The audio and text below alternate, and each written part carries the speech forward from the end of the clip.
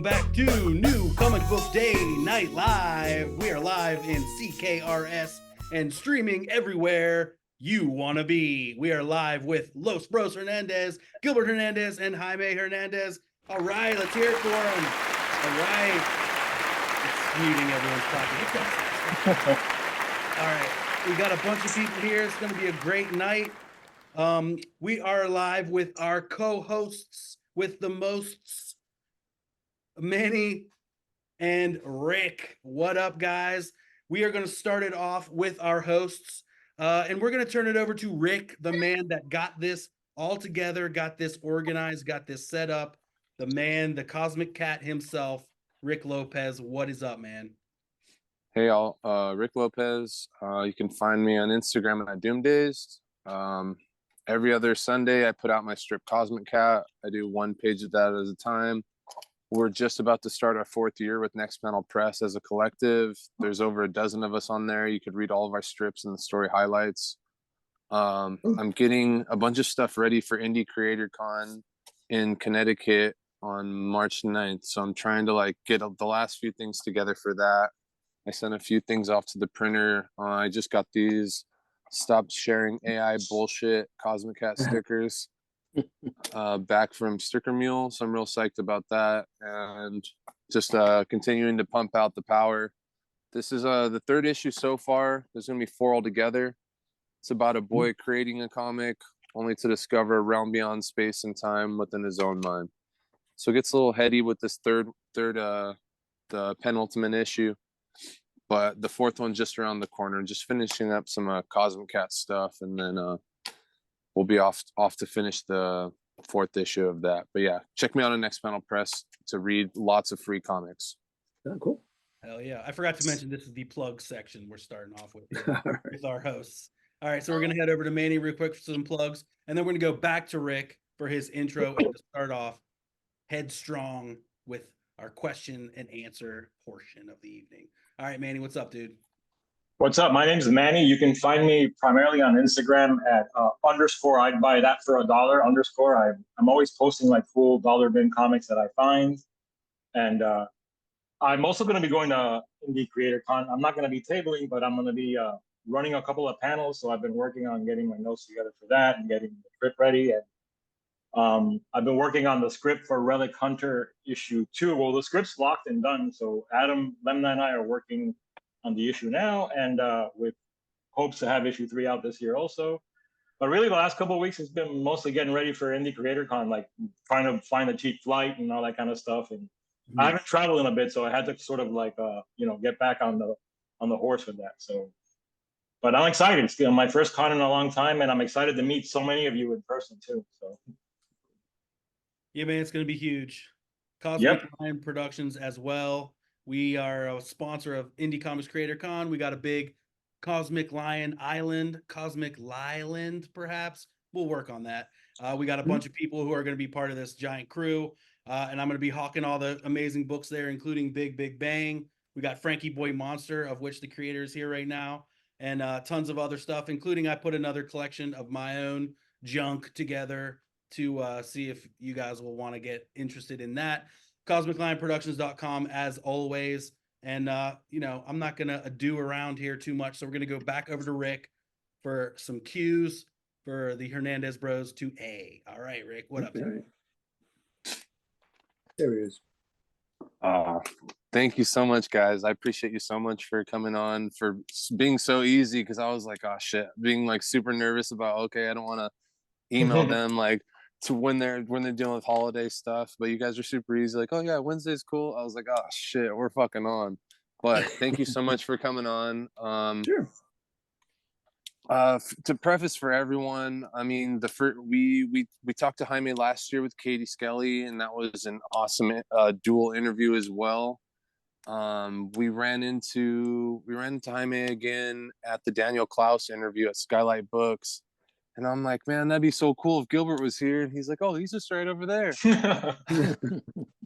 And so that was awesome to meet them both finally. But I mean, we all love your work. you guys are in like the top echelon in my head, with multiple people. You guys, Klaus, Kirby, you guys all come to mind all the time, constantly. Your work just completely inspires me. When I first came across, I told this to Jaime before, but when I first came across your work, I was still in my 20s. I'd gotten a bunch of books and a lot, and they sent me the wrong books, but they sent me a grip of Love and Rockets, and I'd never gotten them before. And they ended up fixing the order, but they let me keep what they messed up. And it just kind of changed everything for me in like just the process wise and what you guys were able to do. It's crazy how fully formed you both are, like right out the box. Just from the first issue on, it's, I don't know, it's insane. It's super inspiring forever. But before I keep going gushing over it and everything, I do have a first question for Gilbert, because it was a little topical recently, especially with your issue 14 cover. You have the whole fuck AI thing going on, which it's easy to see where your stance is on that and everything. But I was curious if you felt like, if you dealt, I imagine not, but at all, did you deal with any sort of backlash from any other artists? Because recently I did, when I made that Cosmic Cat picture of him holding the sign, I had like quite a few people block me, quite a few people like unfollow me and get really mad at me in the comment section. And I was really surprised, and it was all like artists. I didn't get any like random people just defending it. It was a lot of artists, and it's kind of crazy. And then it really made me think about it, like as this was coming up, I'm like, I wonder if he dealt with that at all from that cover, just at all. I don't know. It's funny that you said that, because I didn't know there was AI support groups. I didn't know there was people who actually defended that crap. But I just did it for really as a just in your face gag, because I wanted to write something good on the guy's shirt, and I thought, and then the AI stuff just kept coming up. I worked with other people talking to them all the time, and I was talking about AI and algorithms and all that stuff, and I go, fuck that, just draw on the fucking paper, okay, and then get it printed. However you do it, okay. There's different ways of doing it. I don't know. I don't even know what AI is, but I hate it. You know what I mean? It's Yeah, I feel you. I was really like, I couldn't believe it. I was like, damn, are you guys really getting mad at me over this? And then, I don't know, it was crazy. The wild people, they get worked up. But yeah, of course. If there's something on the internet, someone's gonna be mad about it. But that was like, wow, okay. That's funny. That's a funny one. Yeah. So I was like, I wonder at all. I imagine not, but I'm like, I wonder if maybe anything someone said something to him, but of course not. That's awesome. Yeah. Is there such thing as AI artist? I mean, someone's got to be pushing the buttons. That's what they're trying to call themselves. It's crazy. Yeah. I don't quite get that one, but clearly you guys. That's what I've always been curious, especially with you, Gilbert, because I know you're the progenitor of like you and your brother progenitor of a lot of like the taste making for Jaime as well, because you guys are older, so you come across some of this stuff as well. And I've curious about like, how does that all come about? Like what are these things that you're finding that you're then showing to him, or that like you've carried on since then? I understand like Harry Lucy and a lot of the Archie stuff is really big for you too. Dennis the Menace, but I'm just always curious about how you guys came to be, because again, once you guys see that first issue and it's fully formed right out the box, it's pretty wild. It's simple. I think most people know the story. We just grew up reading comics. I think I drew my first comic book when I was 5. Just because I thought it was something cool to do, because my older brother Mario did it.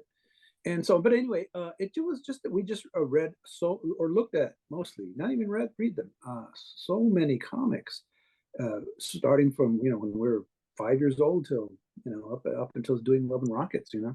It was simply, and the thing is, we didn't have like a block, like a Marvel block. Like we just into Marvel and DC, and everybody else is stupid and all that stuff.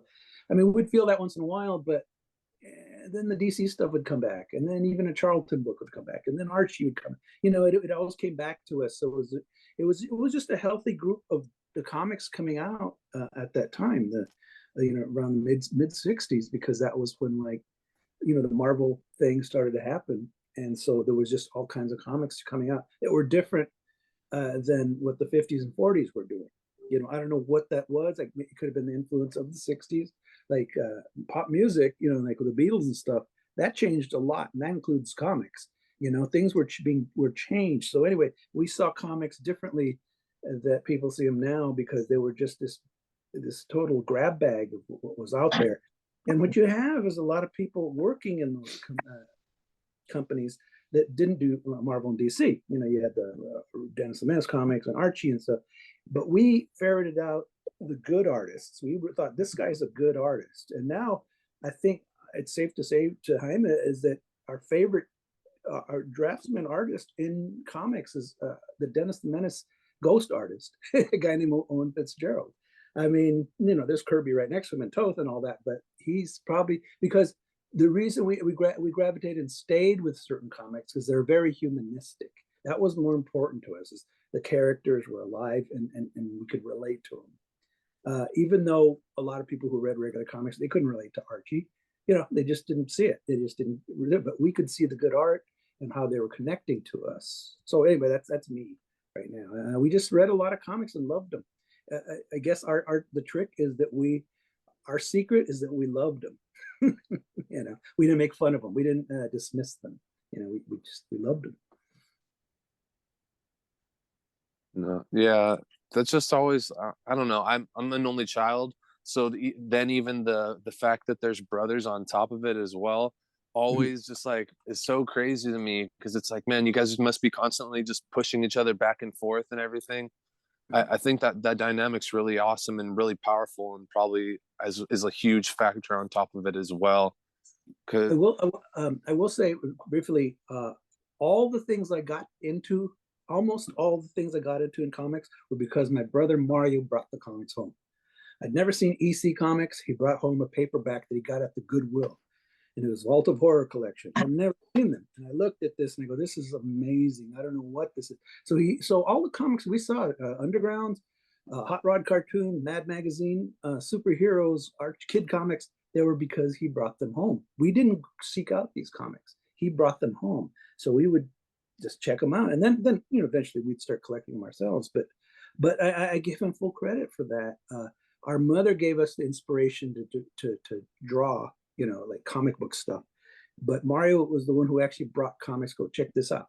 Look at this EC books. These are old, because we used to read Creepy and Eerie in this, the 60s, and they're horror stories. And Mario goes, "Well, this is where they kind of come from." And then he showed the EC, and I was like, the Vault of Horror. This is insane. These are really good stories. And then they put out a paperback of the Ray Bradbury EC comics, and I thought, all Ray Bradbury written stories, and that blew my mind, because I go, well, this guy's a celebrated science fiction author. He's a celebrated author, and they made comics of his stuff. So that made me start to think that, wow, there's something going on here with all these different kinds of comics that weren't Marvel and DC.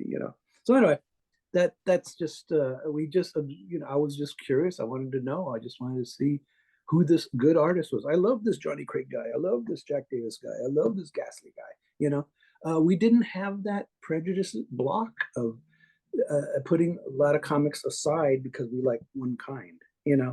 So that's where I think why Love and Rockets, if you look at the first couple of issues, it's a super grab bag of every comic we read. So, anyway, Jaime, any more to add, Jaime? Oh no, just what you said. Okay. And for me, it was easy and it was free, because they bought everything and showed them to me, or didn't show them to me, whatever. But I got to just like, "Oh, you brought that home. Oh, I like that." I don't know. Like I said, it was easier for me because I didn't have to really search that stuff out, except in my head. The stuff they showed me, that's where I decided what I liked or didn't like, or something like that. But yeah, I had it pretty easy, and so all I had to do was make up my mind on what was good and what was not good. Yeah. You know, just- so every once in a while, Gilbert would show me something that I would just go, you know, oh, I don't know about this, you know, and then 5 years later, it would go bang. Oh, I know what he's talking about. It took me a long time to get into Alex Toth because I thought, this guy's a dark artist. He's like scratchy and he's, you know, and I couldn't handle that as a kid. And the older I got, I started to understand, you know. But yeah, there were some times where they would bring home stuff and I would be like, all right, I'm going to ignore this one, you know, or something. And then 10, 20 years later, it was like, oh my God, I like this, but I can't tell anyone that it took me this long to figure out, you know. Yeah, But, I remember. Funny yeah. that you mentioned Toth because I remember the same thing. Whenever his stuff would show up in like an anthology book, he had a story in there. I thought it was ugly. I didn't want to look at it. And now, of course, I see him as a genius. You know. Yeah, it was when you showed me that story, Yellow Devil, White Devil, Right. Yeah. in that DC War comic. Yeah. And I remember it was like he wasn't the same guy that I remembered Yeah. back when. I was just like, oh, I like this guy. I didn't know he was the same guy. But it just, you know, and then pretty much I was glued, you know. So yeah. So it wasn't like completely unanimous, like hive mind for Well, at least for you. yeah, well, I mean, but most of the time, yeah, I was like, oh, my brother's got this. They like this. I like it too, you know. And then just every once in a while, I would just go, well, those I won't read because this and that. It took me till the 80s to read Ghost Stories #1, which is a favorite now. My brothers read it when they were little, you know, when they bought it. And I remember I kept away from it because it was too scratchy. And the art was gooey. Yeah. yeah. And then now it's like one of my top 10 comics of all time. And but yeah, people always ask me, oh, what about the history of your you know, of what you liked, and sometimes I go, well, it took me till 1985 to really like it, you know, or something like that. You know, when I was already an adult. But Yeah. this is the first time I'm admitting that stuff. Well, you learn along the way, even toward, you know, later years. You know, you just Yeah. I can't think of any artist that I discovered or rediscovered as an adult, you know, that I ignored as a kid or didn't know about as a kid. I can't really think of anything. I remember never even heard of American Splendor, right? And then you started getting the issues and the early ones, and the early issues are some of my favorite comics of all time. They're high on my list, but I never looked at them. I remember looking. No, it's not true. I would look at it and see Crumb in there for like maybe 5 pages, but it was mostly talking heads because Picard, you know, he would just write talking heads stories. So it was just talking heads. So I didn't really want to read because I'd seen so many great Crumb comics where he drew everything, and then in here he's just drawing talking heads and somebody else writing it. So I kind of like dismissed it. And then when he gained popularity in the 80s, I started to look closer at him. I started to like the American Splendor stories that were done by Greg Budget and Gary Dunn, the different artists that did. They captured Cleveland and just living like guys just hanging out on street corners better than anybody ever else. So I just love it, and I love it to this day. So anyway, you do discover along the way. I mean, it's not all just when you're 10 years old and then that's where you stay. Where a lot of image guys, what happened to them? Never mind. Yeah, most artists have their little pocket of 4 years, you know, where they hold on to that for the rest of their life, and they're waiting. And some of them wait for it to come back, like it's going to be magic again, but it's never going to be magic. It's just going to be you when you're 12 years old, 12 to 14 years old, or something. And I admit I have that because the early to mid 60s is my era. Yeah. But I did discover things after that, you know. Even when Love and Rockets took off, and I started to ignore a lot of comics that were around because I was just so focused on our work. There were some artists that would come up and surprise me, you know, and stuff like that. And I don't know. It just comes and goes, you know. One last one before I let someone else ask you a question finally. Just a quick one, or I imagine it'd be a quick one anyways. I'm wondering about scheduling wise when you're working on something. How do you break up the schedule for like doing an issue or during a story or however many pages you need to do? Because that's one thing I always have trouble with. We push ourselves. Jaime will finish this. We'll push ourselves just to finish an issue so we can get to the next one. Literally, it's just like lately comics for me, I guess, because I'm just getting older. I'm just pushing to finish it. It's all about finishing a comic, and that's my accomplishment. Not if it's a good comic. No, it starts out being a comic that I want to do, and hopefully people will like it. But by the time I'm finishing it, I go, I'm done with this, man. I am exhausted because you have to do everything. You know, they always make comparisons with us, like, well, you know, you didn't do as much work as so and so. I go, but they didn't write it, they didn't ink it, they didn't letter it. You know, I'm not going to name names because I'd have to name names of cartoonists I really admire. But yeah. Anyway, our schedule is based, for me anyway, is just finish the damn thing so you can get to the next one. Okay. Yeah. And then there's the like just recently, I heard about our deadline for this one we're working on now. Oh, yes, next and month. It's like the middle of March, and I'm like, oh shit. I better start. So I've been working my ass off this past week. Draw big panels, draw big vistas. And I always pick the one with 4 tiers. So I got 8 panels on a page. And I'm like, oh man. But you know, it's kind of like that because I still care about getting this thing out, you know, instead of, you know, being all precious and like, oh, it'll come out when I feel like it, you know, 5 years from now, whatever. No, I really want this thing to come out relatively regular, on a regular schedule. Yeah. When we grew up, and part of that is because when we grew up, you know, it was, well, it's like that still for mainstream fans. The comic would come out monthly. Bang, bang. So 1 month, and we took it for granted those days. You'll have Fantastic Four, Thor, Spider-Man, Iron Man, the X-Men, Daredevil, all in 1 month, right? And you know, and then the next, you know, and a lot of those comics were, I guess, bi-monthly, so it wasn't too crazy. But anyway, we got used to that. You know, oh, it's a new issue of X-Men. You know, I just missed the last 3 because they come out so often. I mean, as a kid, you know, that's how I saw it. So now, so I'm just like, I want our comic to be like that. Like people can read it often. Like that didn't happen, but I work for that. You know, people still ask us, so what are you working on? I Love and Rockets, and they look at you like, yeah. Yeah, that was kind of shocking when I realized a lot of our fans didn't know we still did it. Yeah, still. It's like, oh, really? I do this.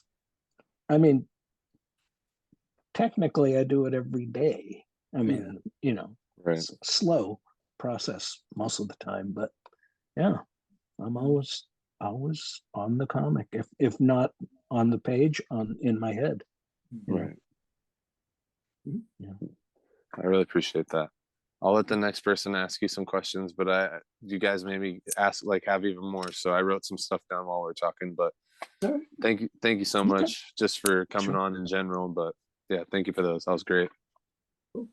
Thanks so much, Rick. All right, we're going to keep the host questions going on for now. John, I see your hand, but you'll be first in line once we get there. We're going to head over to Manny Gomez and take it away, Manny. What's up, guys? Gilbert, Jaime, thank you for coming on. This is a question I wanted to ask you last time you were on, Jaime, but I didn't get around to it. But it's go for both of you.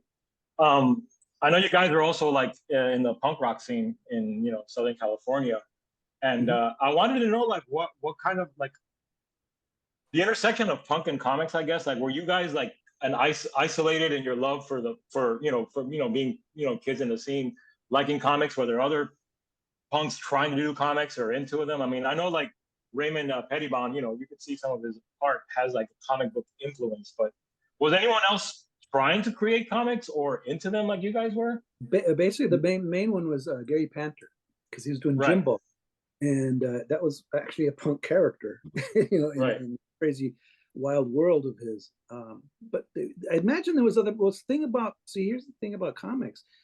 To get noticed the way we did, we'd been drawing for a long time. We had been drawing comics since we were kids. So when it was time to do Love and Rockets, we were prepared. A lot of people decide they want to start doing comics, never having drawn anything before, which is fine. Some people, because they can figure it out. If they really have the passion, they can figure out in their limited sense to tell good comics. And there are such things, which is great. But back then it was more like, people wanted it to look like a Captain America comic, and it just, you got to practice to do that. People who draw Captain America, took a lot of years to do that. So anyway, but I don't know. There could have been, like in fanzines, like maybe short things and stuff. And because we didn't see fanzines, we only saw the LA ones. But there was San Francisco, New York, Chicago, Detroit. They had their own fanzines. So I don't know if who else was doing. Were you reading zines at the time though? Were you like? When they were brought to us, when they were like showing, just check out the flip side, or I would Flash magazine all the time just because it was the one to read, I guess. Right. Yeah. Yeah, I think about that once in a while, like who was drawing comics at that time, Yeah. And but I remember I've been thinking about this. I remember when we first started getting Black Flag flyers, at the show. After the show, someone would be passing them out. And I liked that there was comics on them. It was drawn. The flyer was drawn. And that wasn't common in those days. People used to just mostly paste up letters on there and stuff like that. But I remember thinking like, yeah, comics, punk and comics and stuff like that. And it was this black and white thing. And I just remembered that was the way to do it. Gilbert and I did flyers. We drew them black and white, of course. And I noticed that as the years went on, all the dark metal and the punk shirts and art and everything is all based on that style, which came from Pettibon, Panter, and we took it as well. And then they would have us draw covers, and it was always black and white and stuff like that. And that kind of became a hardcore punk look, t-shirts and stuff like that. And that kind of comes from that era of just drawing something with a pen, but I remember before we started getting the Pettibon flyers or the Panter flyers, I remember going, punks don't even know about comics. What's going on here? We wouldn't. I remember one time Gilbert goes, "Hey, there's a guy with a Captain America shirt at this gig," and I was just like, "Hey, cool." Yeah, there wasn't any real punk comics because underground comics were hippie. So, and there was so even though when you look at underground comics, it's very punk. It's just hippie, but they're very punk. I don't, there's probably people around. It was just okay. Like when we started doing the flyers, I thought, especially they wanted Hyman because they liked the art, and I thought, well, this art is very slick and it's not very punk.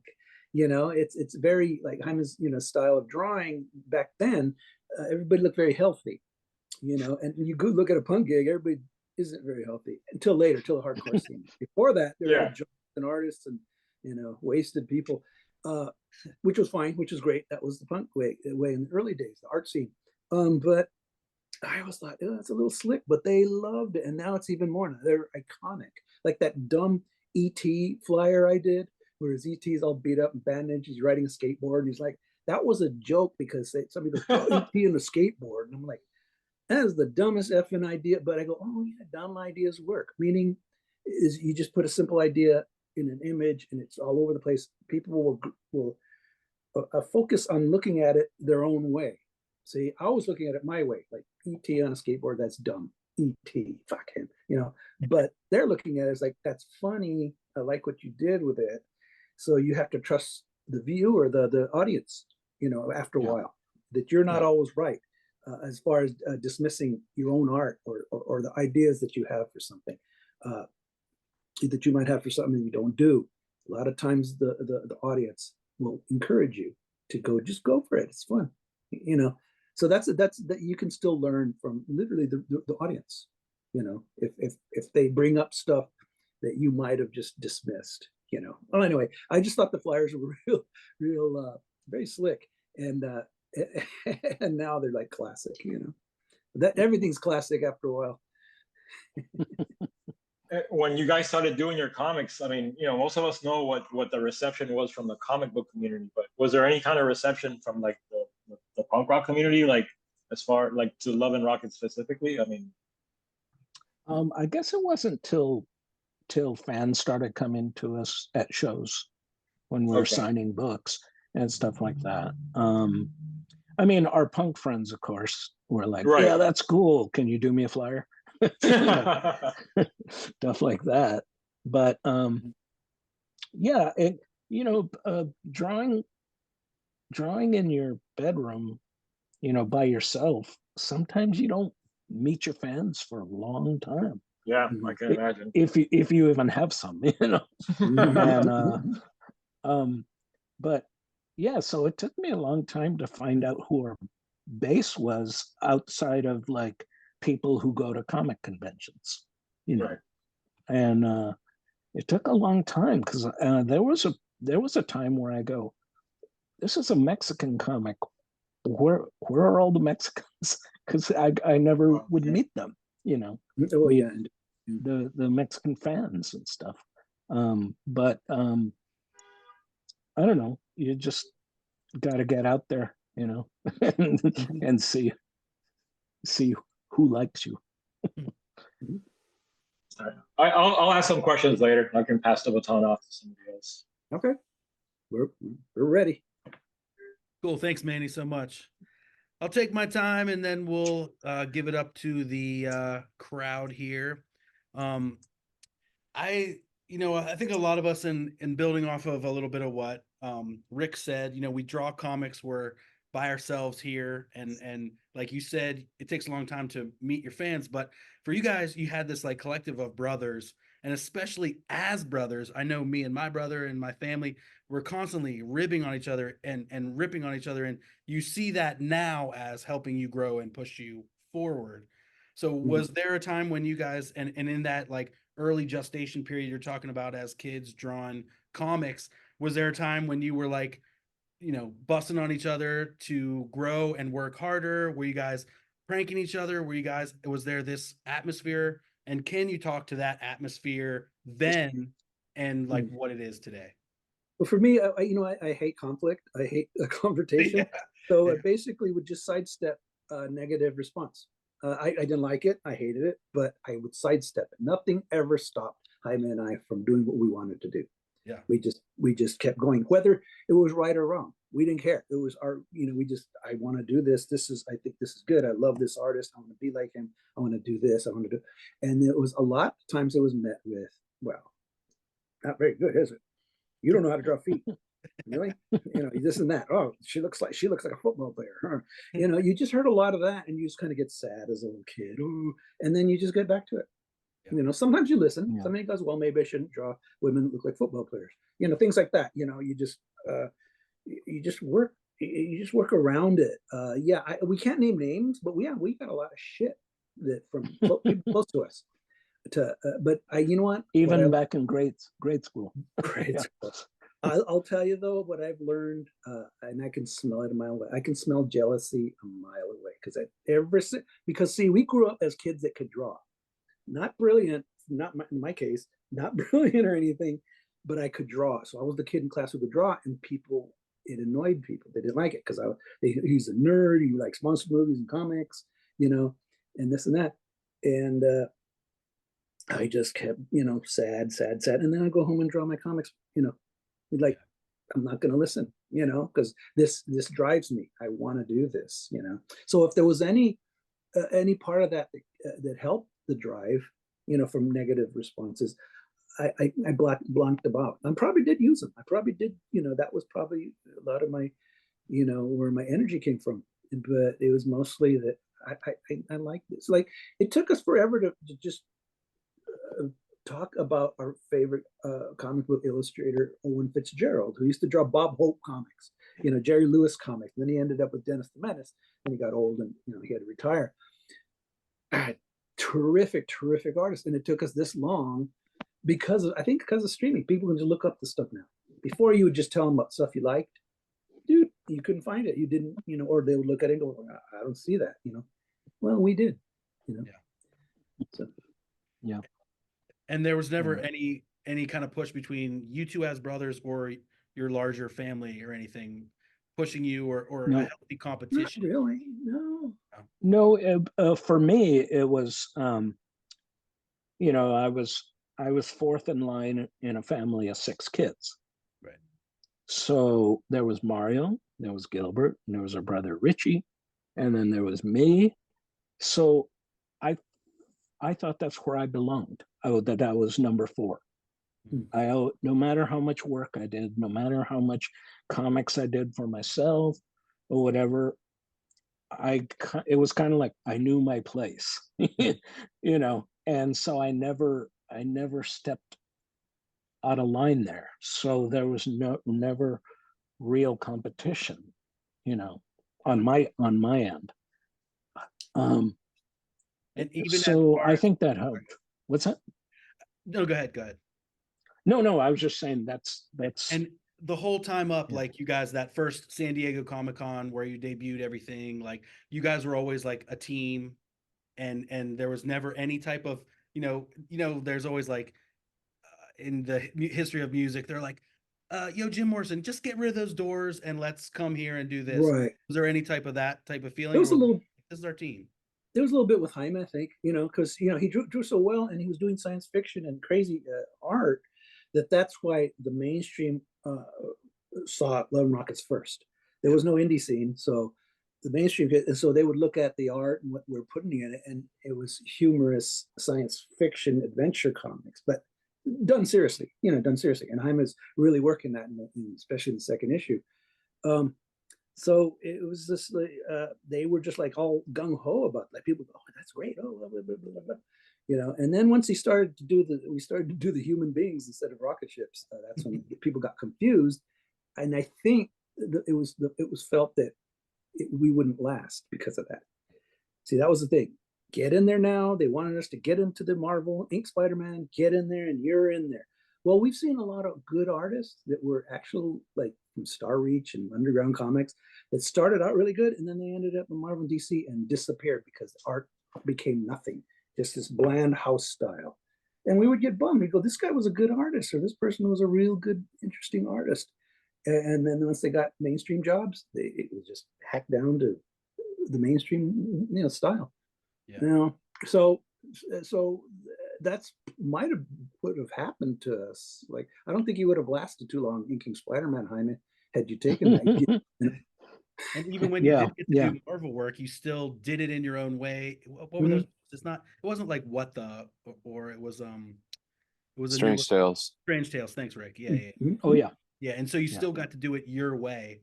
So they didn't have But that was a special case because they wanted alternative artists to do it their style. Exactly. So it wasn't like, Mr. Hernandez, we want you to do this, but you have to kind of do it this way. Yeah. So I knew what I was getting into, and I was happy because I didn't want to change, for them. But here was the thing. for when a lot of people ask me, wouldn't you like to do an X-Men comic? Wouldn't you like to this? It was always like that Love and Rockets was a stepping stone. Right, to the It mainstream. was always, you're great. Okay, you're great, but one day you will draw our comics and that'll plant you. Marvel's not going to let you get bigger than them, but they're going to you will be planted in there and do these comics for us.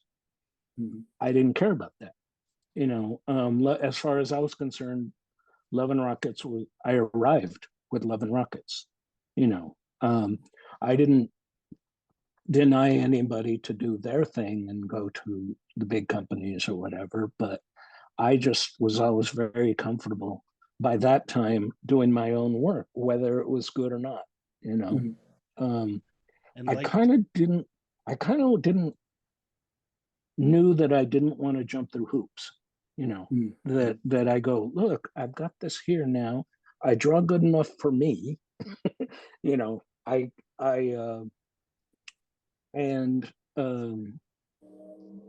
I was happy with that, and I guess because I never really looked hard at the money picture, Well, here's the thing about the money, though. See, here's the thing. Had the money been very good, like a very good, like kind of like, oh, I can't turn that down. There's a consideration there. The money isn't that great. You go from Lone Rockets to DC or Marvel. You're not getting, you're not making the bucks. You're making decent money, but it's barely, and decent money for something you don't want to do. Yeah. So, because they always stick you with ideas that, like, what, this would be a great idea if you did Brother Power the Geek versus Lobo, something like that. And you're like, I got comics to do. But if you're paying me money that I couldn't say no to, okay, just give it a go. But it's not that exciting. I mean, it's not that big a leap to go to mainstream because it's better. They have better distribution. They have better production. Yes. I really love the production on the books I did do with DC. Beautiful, especially the last one, Darwin Cook and Dave Stewart. The one I did, Twilight Children. I didn't even draw it. He drew it. It was just beautiful the way they packaged it. So I do like that. But then I got to get back to my own work because that's the real shit. That's who I am. Basically, we're telling our journal, our diary, our soul is in Love and Rockets. Yeah. But don't get confused. We are not the characters. Okay. Yes. Because if we were the characters were us, they wouldn't do anything. They have to go into dark places. That's what I mean. They have to go into places that would embarrass us in real life, just because that's storytelling and that's how it works. So anyway, that's. And you guys. Yeah, that's another reason I couldn't be a autobiographical cartoonist because there wouldn't be anything to tell. To talk about. Yeah. Oh, I drank coffee today. And there was those comics in the 90s. Remember, I changed my socks. I wiped my butt. I drank coffee, and that's the whole comic. It's like, okay, maybe one issue, but not 12. Yeah. We're interested to hear about Harvey Picar's day to day and picking out records and all that. But once you get to the minutia, it's not. Yeah. But once he covered a lot of that, he really didn't have much to say after it. If you look at the later American Splendors, it wasn't bad. Until you get to like the better stuff. We had seen, then it was like, the Stetson shoes and all that stuff. Those are terrific stories. Yeah. And you guys are really lucky. Just to go back, like Jaime, you said that you like think, and I saw you speak one time at Skylight Books as well, and you said that you are able to like think in these worlds and create these worlds. And so that's just so lucky. Like, why even go and create Brother Power Geek versus Lobo? I was like, I want that now. But I want it too. I just like, why even go do that when you have this amazing universe that you've created and it's still vibrant in your minds? Like, it's like right there, and you guys are living it, and it's amazing. This is my arrogant answer. A couple of you get pushed against the wall sometimes, and they go, well, you don't have Batman. I go, how many people have written and drawn Batman, and how many people have written and drawn Maggie? How many people have written and drawn Luba? Right? These are characters in the comic book lexicon now, right? Absolutely. So Batman is probably the best superhero we've ever had. That for me, I love Batman, but there's not one Batman comic that stands out. There's a bunch. There's a handful, especially 80-page giants. Yes, but anyway, yeah, there's just not. It's just Luba is me, Maggie is Jaime, and that's what's going to come out. The best of us is going to come out with the characters that work for us the best. All right, awesome. Guys, thank you so much. All right, let's go out to the crowd. John, I know you had your hand up first, and I said I'd get to you first. You still want to go first? Where are you at? Yeah, tired I'm of ready. waiting. All right, cool. Hey, Okay. Appreciate it, gentlemen. If I can get away with it, I have two questions. Number one is that you've talked a lot about your comic influences, and I'd be interested to know about books or movies or TV shows that influenced your comics. And question number two is, are you guys still going to punk rock shows? And if so, who was the last band you saw? Thank you. Okay. I haven't been to a punk show in a long time, but if it was my younger brother's band, Dr. No, or, so I don't remember when that was now.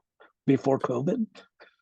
yeah, I'm thinking of like actual punk. I was punk rock bowling, and so it was a bunch of. Oh, bands. you've been to that? Yeah. Yeah, so it was the Dams and the Stranglers and the Hives were terrific, and a bunch of bands. So that was probably the last punk rock that I saw. And that was like 4 years ago.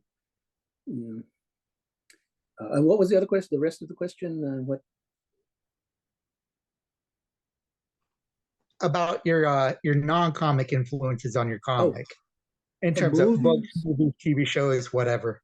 TV shows growing up, Twilight Zone, Outer Limits, the Flintstones, I Love Lucy, whatever was like hip in those days, which were cool, shows, we watched those. But movies for me, it was like monster movies. I love anything that was a monster movie. I'd grab the TV guide and look it up, and in those days it would say movie, the title, and then it would say what kind of movie, like drama, comedy. But monster movies were melodramas. So what the fuck's a melodrama? And it was Frankenstein, Wolfman, and those kind of movies, old-timey ones, And I remember just thinking like, oh, that's a melodrama. And I didn't realize what it meant. It was just that they're not really scary movies. They're just kind of eerie, and people are weird and whatever. So they're soapy kind of.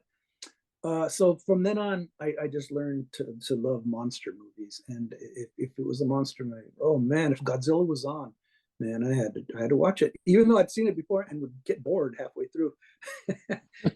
It was my duty to finish a monster movie. And then our mom was watching TV all the time, like the way our house is positioned, like no matter where you walked, you knew it was on TV in the living room. And so you go in the kitchen to do something, you go in here and there, and go to the phone and do something. And there was some, movie on, and I learned to like the movies without monsters because sometimes they're very, especially film noir, they're very,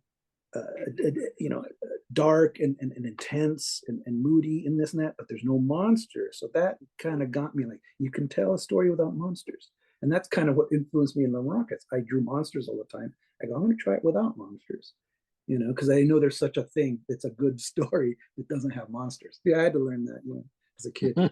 Movies, gosh, Orson Welles, John Ford, the past.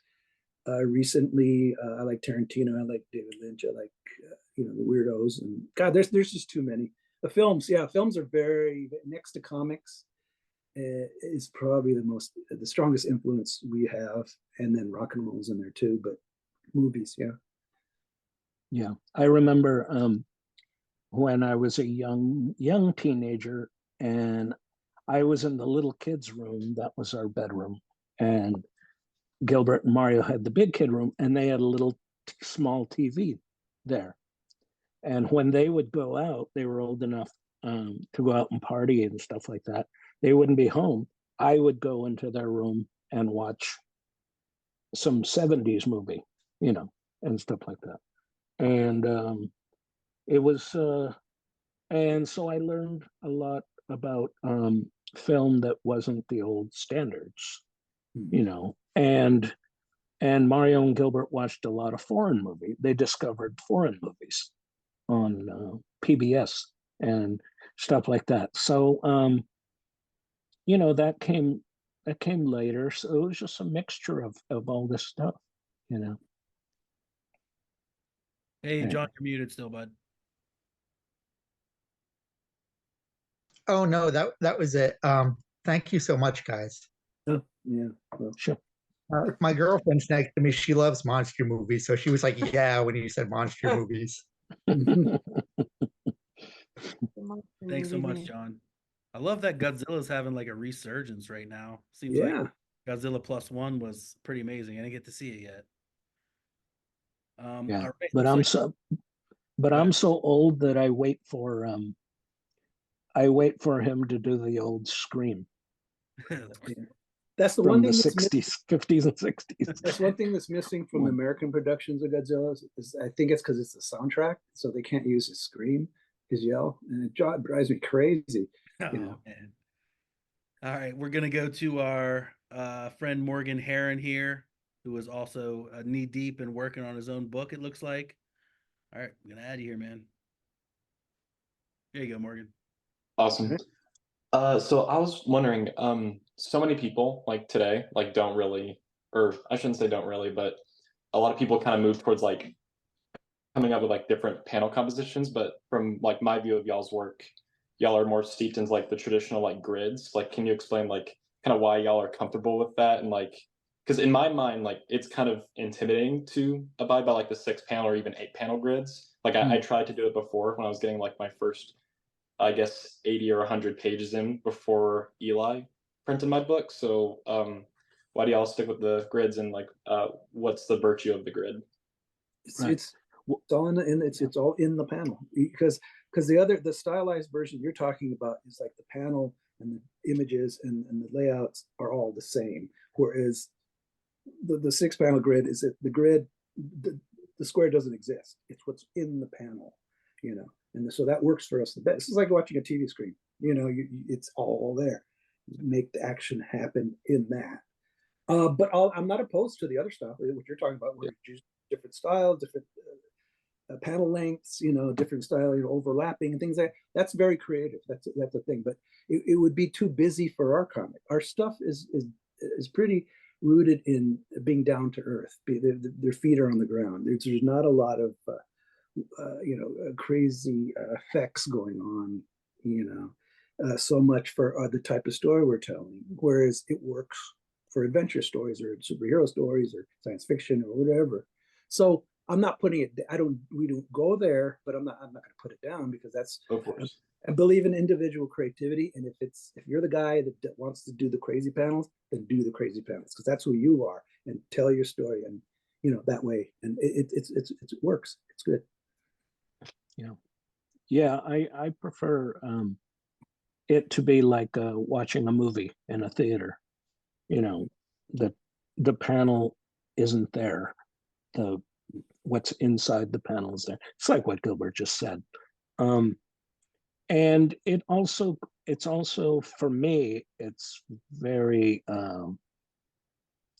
makes me pay attention to my comics. If I have everything in place, it keeps my interest and stuff like that. So that's also for me, doing it like that. And like Gilbert said, I don't deny anybody to do it differently, but I prefer it that way, because my comic moves mostly with dialogue, because it's always people interacting, and so you got one panel and then you move next, bam, bam, bam, blam. A lot of people have told me like, "Hey, I read your new comic, read it in 10 minutes." And I go, yeah, that's because it moved. It moved you. Yeah. It moves you from one panel to the next page, keeps going. And also, if the comic is good enough, it's not going to just last with you for 10 minutes. It's going to last you a lot longer if you really like that comic. So it was kind of worth the journey, I think. You know, but of course the comic has to be good. Yeah, of course. Yeah, it just my bucket list is like to do a good 6-panel grid comic, because like that's something I struggle with. So that's why I was It's a balancing curious. act. Okay, you got the panel, you got the 6 grid on the page. You got to make everything. Okay, let's say if it's page 2 and it's facing page 3, you got to make the action move this way more toward the middle, and then page 3 has to move toward the middle. Most of the time, because when you have characters looking outside the panels and they're looking outside the comic, that's frowned upon. I don't care myself, you know, I don't mind when people do that, but that's frowned upon. That you have to. It is a balancing act with the 6-panel grid, but most of the time it's easy, especially if it's dialogue pages. You know, if you just have people talking for 2 pages, it's not that hard. What's hard is repeating backgrounds. That's harder with the 6 because The you have curse, to move the camera, you have to move things, and so you got to make it look like they're in the same room. So that Gotcha. part, hard part. Whereas the stylized part, you can move things around and even ignore the shit that you've had in earlier panels. Well, with 6-panel grid, you can't always do that. You know, sometimes you can't really do that so much. You got to put them where they started the panel, where they started the scene. You know. That's good. Layla. I kind of also wanted to ask, like, some people are kind of like moving away from like doing like work that has like black, white, and gray, and I noticed that y'all's work like has that. What made you all want to balance like those 3 tones, black, white, and gray? Black and white comic. You know, we don't have the luxury color, so we got to fill it in with. We want the page to look complete instead of like, because sometimes there's artists who just do a clean line the whole time, barely put any blacks or hatching, and it works for them, I guess. Or, you know, certain artists, but it works better when it's colored. Yeah, and You we're know, really a person who the post EC comics. They're published by Warren Books, called Creepy and Eerie, and then later Vampirella joined them. They're so friggin' black and white and hatched and this and that. That's where we kind of got that from, because it was just like, these are the most beautiful black and white comics I'd ever seen, because these are the EC artists that matured, and they got the best ones here at the Creepy Eerie, the Warren Books, Vampirella. You had Al Williamson and Ray Morrow and Angelo Torres, and just so many good artists. Joe Orlando, at working at the peak of their form. Even Frazetta's got famous by doing the covers of these books before he started doing Tarzan and Conan paperbacks. So basically, those books, the point of those books was to be really well produced and really well drawn. And I guess they were paid well, because they got some really good artists in those early days. I mean, fantastic. Anyway, what I'm going back to is that it was black and white, and they use hatching and lots of black, lots of shading, just so it won't look like it needs color. You know, that's what I'm guessing. Yeah.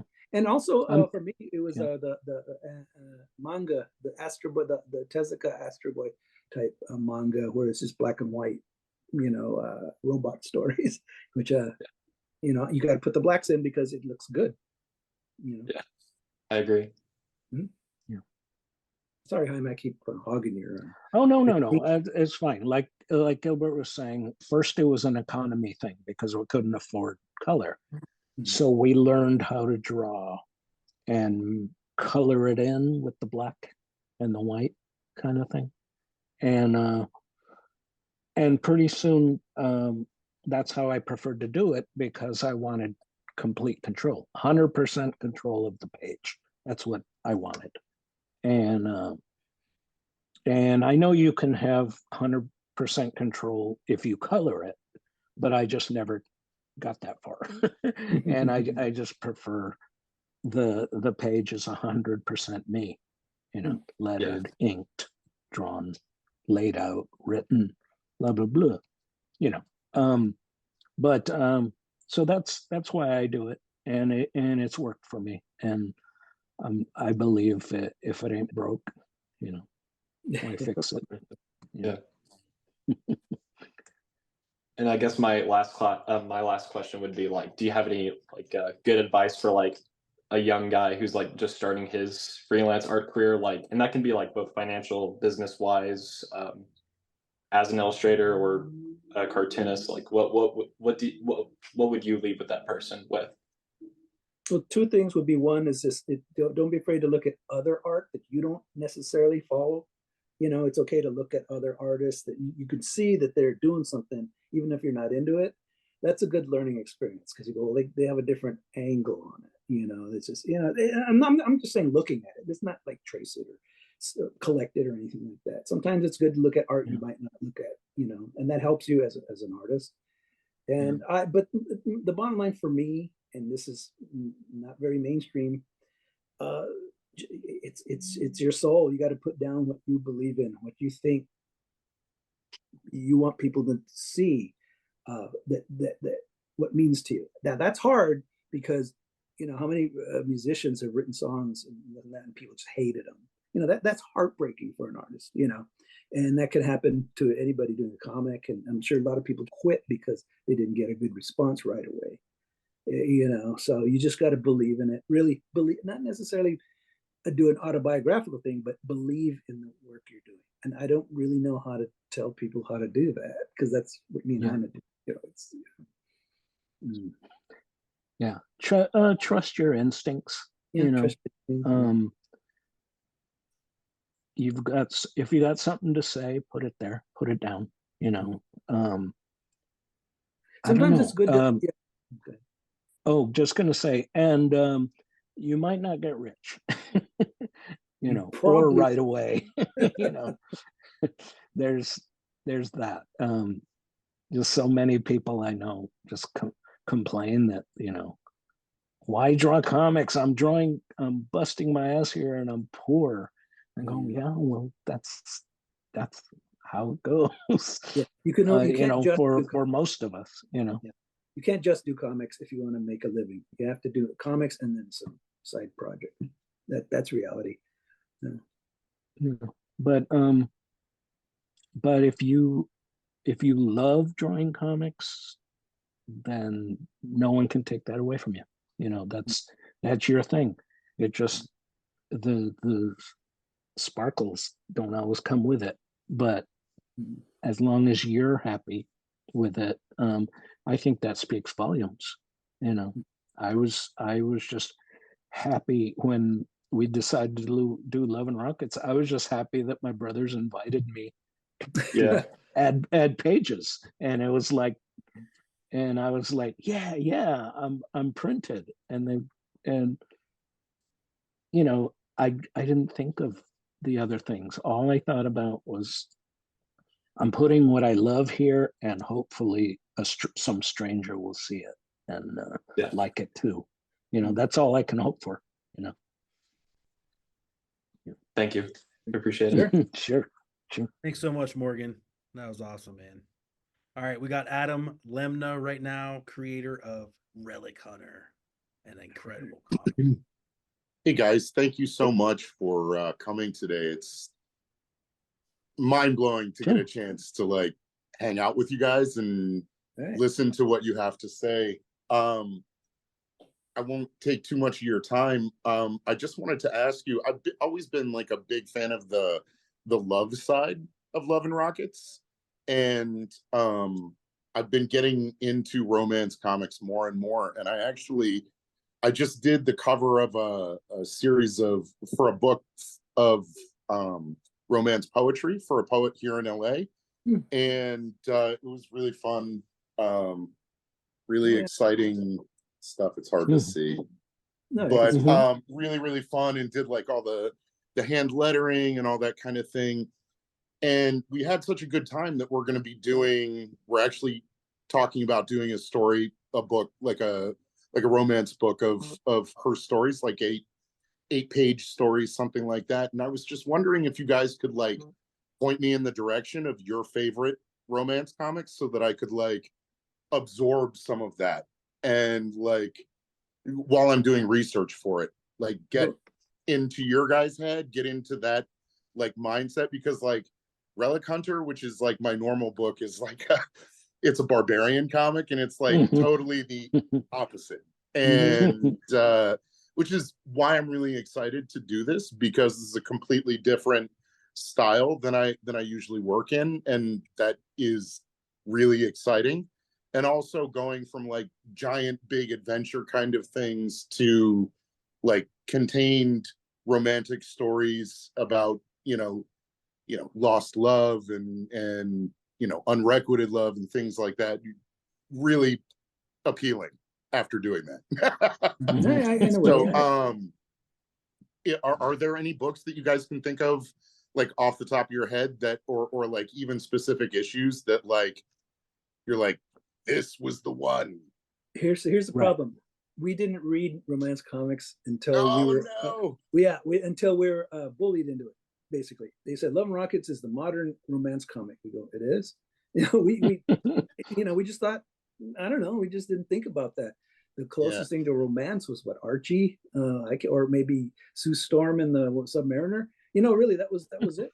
And but like we were saying earlier, we watched movies, and a lot of them were romantic films. So we learned that kind of stuff from that, but we didn't really read the comics. But once I started looking at the romance comics, especially DC and Harvey and those, they're really well drawn, and some of them are well written. I was surprised there, and so I'm going like, wait a minute, why am I still picking out these junky type, reader copies of stuff? And then there's this whole section of romance comics nobody wants. I pick up a few, and I like them. The art is really great, and some of the stories are written well. I mean, all the guys have blue hair, and it has heartbreak at the end, that kind of stuff. But it doesn't bother me, because that's what it is. It's a romance comic, But gosh.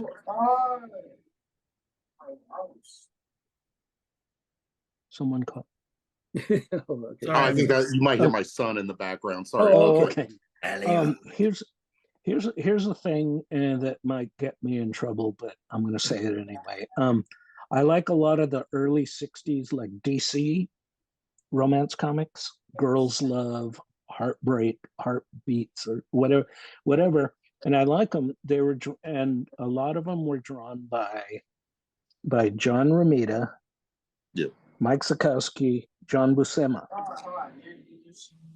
And who was the second artist? I'm so sorry, Mike. Mike Sekowsky.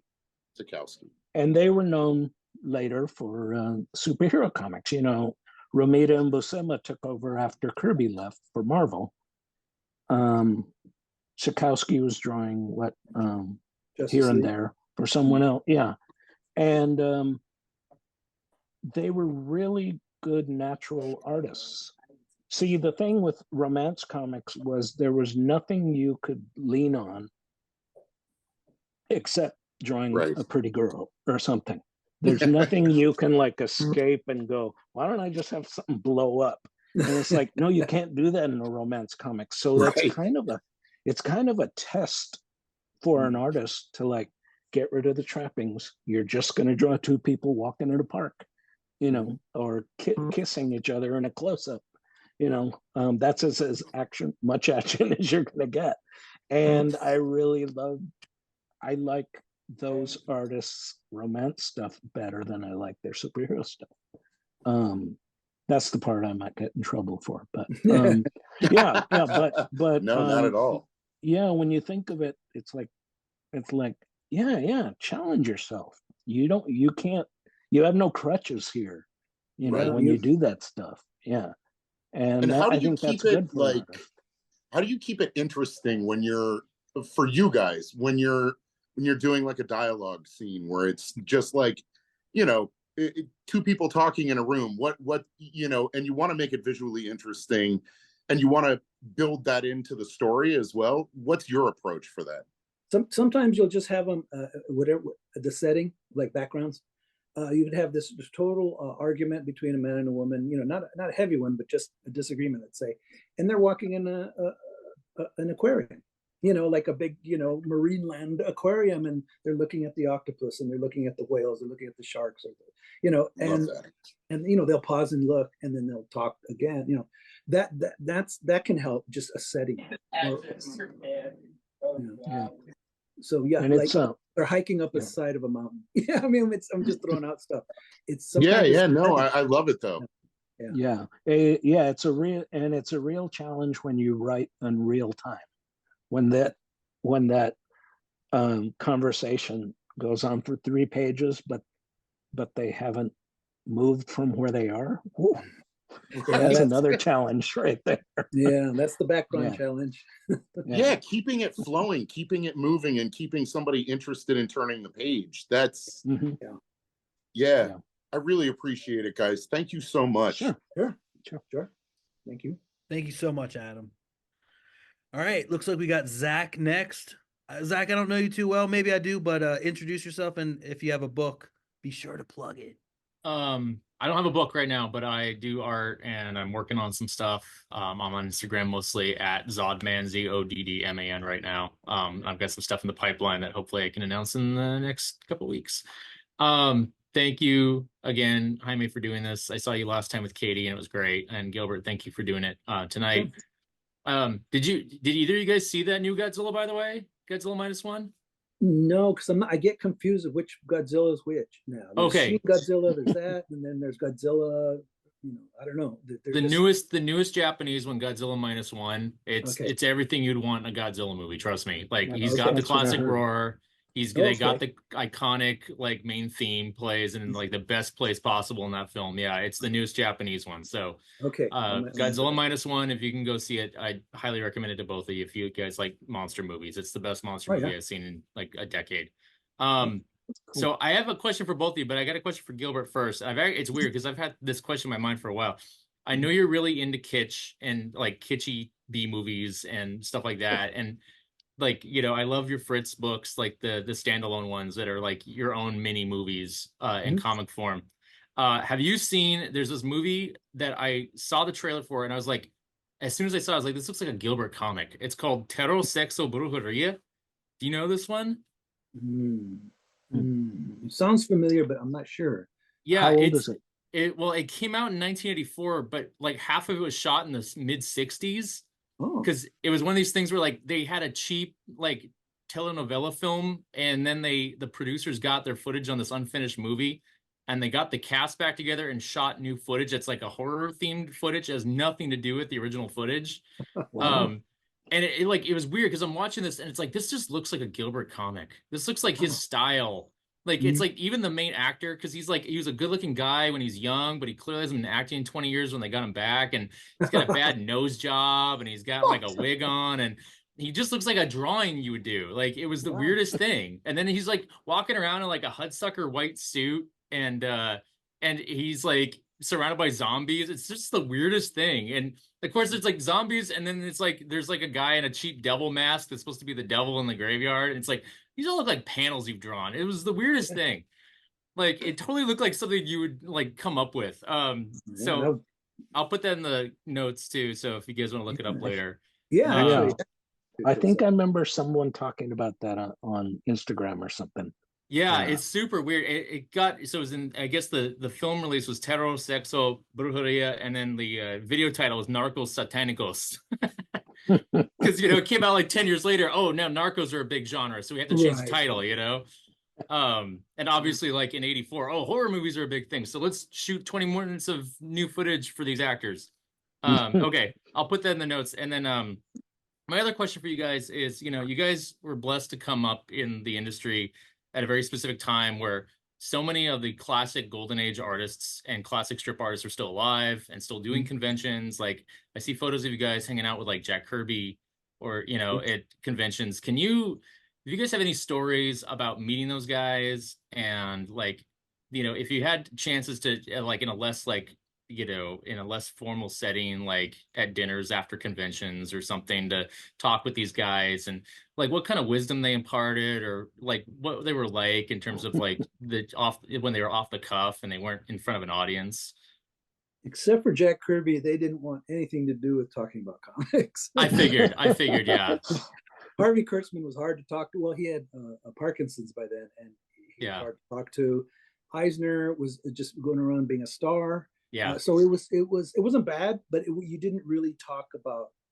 Now, if you sat Jack Kirby down, he would just tell you stories. Yeah. But we were so shy around Jack Kirby. I never hung around when he was talking to people. Yeah. I mean, we'd be at a party and he'd have a little circle of people listening to him talk, and we'd avoid it because I go, I don't belong there. I don't know.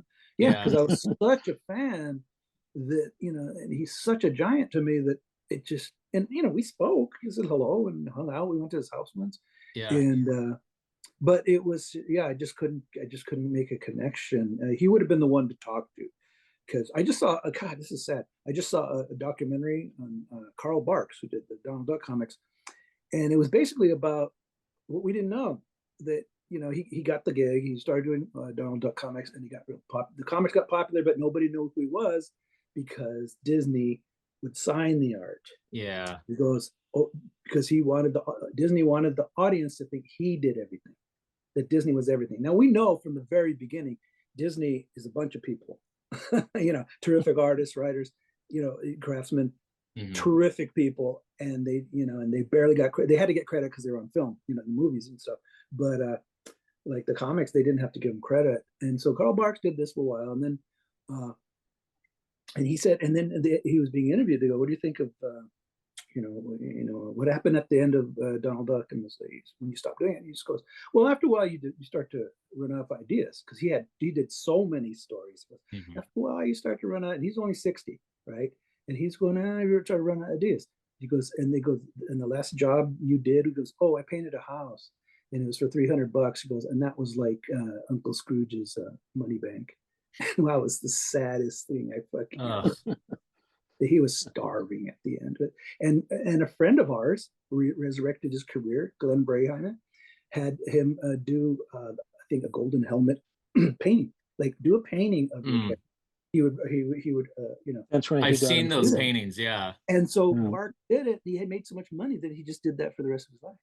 You know, just because he could, you know, do that. People made fun of it, like, "Oh, that's terrible. Oh, he was such a great artist." Like, the dude's got to survive. Yeah.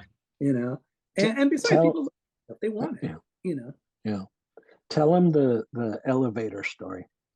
Well, oh yeah, I've talked about this a bunch of times. The elevator story. Jaime was there. Mario was there. Was that our first con, maybe, or one of them? It was one of our first cons in LA. You know, we walk into an elevator, and this tall guy's in there with his wife, but he's an old guy, kind of looks like Tweety Bird, and he's got big glasses, and he's got a mauve wig.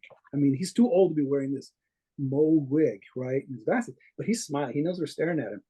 And then we go, "Wait a minute, that's Bob Clampett, one of the greatest animators of all time, or funniest at least." And we're like, "What? Wow." I remember him looking like that back then, because he was such a good-looking guy when he was young, and then he was trying to hang on to that still when he was an old guy. And then this little guy, the elevator stops. A little guy waddles in, right? He's got glasses this thick, and he turns around, and we just go, "This guy's got to be somebody. He just seems too cartoony," you know. And Bob Clampett behind, he just goes, "Hey Joe, how you doing?" Oh. And the little guy turns around, and it's Joe Shuster. Yeah. We're shitting bricks, you know. We're like, "What? We're in the elevator, Bob Clampett, Joe Shuster," you know. And Joe Shuster just looked up, and he just looked at him and goes, "Hey Bob, when do we eat?" And he goes, "Oh, me and the missus are gonna go have lunch right now. Come join us." So it's the cutest thing. I told the story a million times. You see Bob Clampett walking, super tall, and his wife, and that little Joe Shuster waddling next to him, looking at him. Oh my God. It was just like magic. We were just boom, bang, you know. Like father of Bugs Bunny and the father of Superman, like just hanging out. It's so crazy. Although I do have one criticism, and I just found out about Bob Clampett. He's the one who redesigned Porky Pig as the Porky Pig we know now, with the big head. And that he redesigned, because the earlier one was too creepy. But I love the early Porky Pig. Yes, he's really round. He's really fat. He's all sad and you know. I love that Porky Pig. They'll throw those on, you know, once in a while, TV, and I love those. They didn't make enough. Those are wild. The old black and white ones, yeah. And then Daffy would show up, and he was completely out of control. There was no jealousy, no, you know, like him and Bugs, you know, had their problems. Just screwing around with him. Just his eyes are crossed, and he's just fucking around. Yeah, wild stuff. So anyway, that's my only criticism for No, I would agree. He just kind of took the model he did for Tweety Bird again and just kind of did it for Porky. Yeah. I just realized he looked like Tweety. Yeah. Maybe that's why Tweety looks that way. All right. Jaime, do you have any iconic classic artists that you have memories of from back in the day? Well, I just remember at that same time of the story, the elevator story, we were walking around the con like we didn't know anybody, and that was when all these artists just walked the floor.